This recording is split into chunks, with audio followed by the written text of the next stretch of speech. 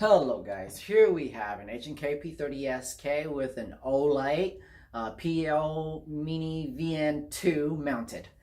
A very small compact pistol light, super simple light, alright? First, you mount the rail onto the gun first, alright? And as you can see here, there's just that one screw. You tighten it and the rail stays fixed on the gun. And the rail is extremely small, so you can basically you can mount this rail onto anything. This gun is extremely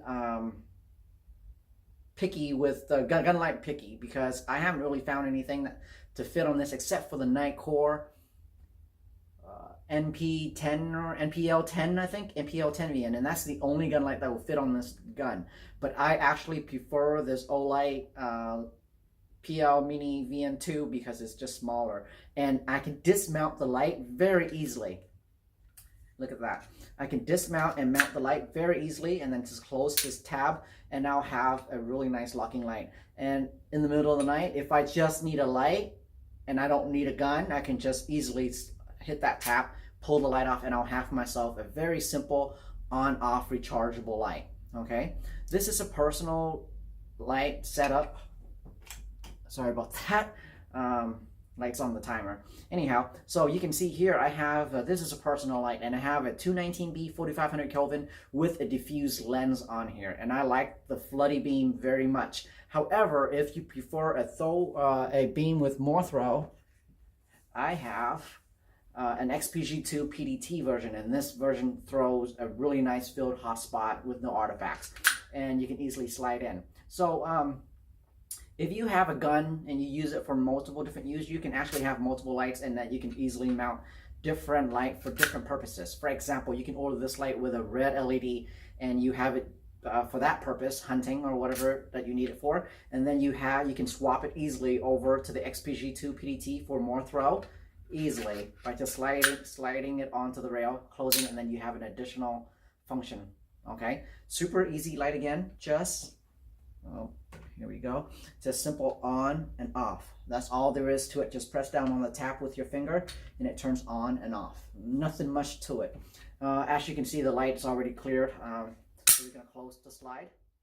Okay, drop the hammer. Safely decock the hammer just in case. All right.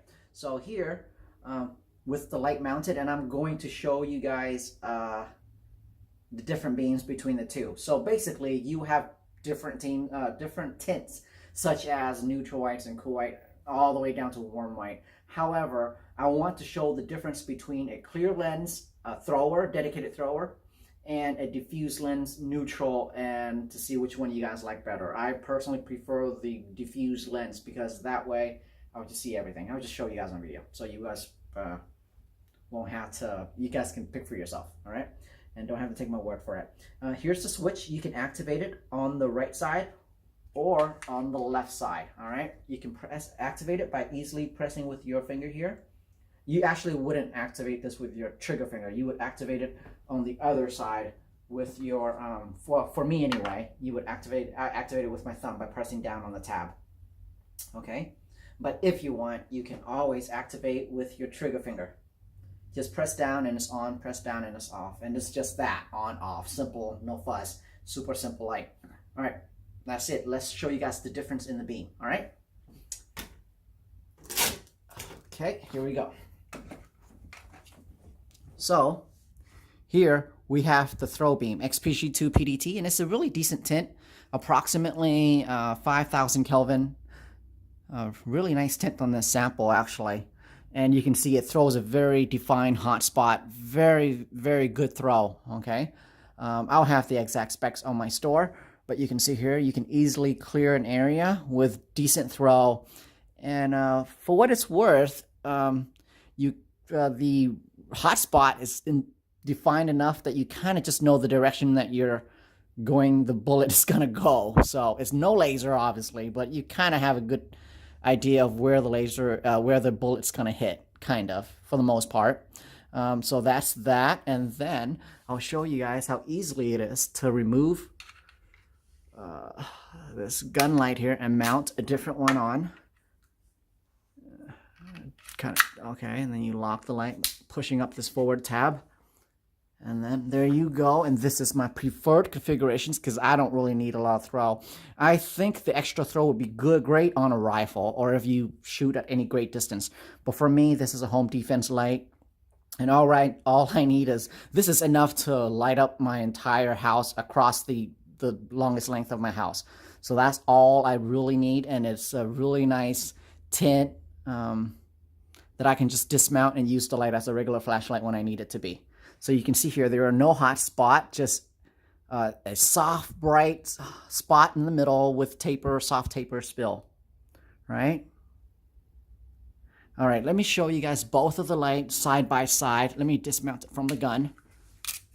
Okay, so you can kind of see which kind of beam is good for you tactically. All right, so that's the flood, diffuse lens, neutral. There we go, and that's the throw. So, you know, not much to show there. It's just flood and throw. All right, so that's that.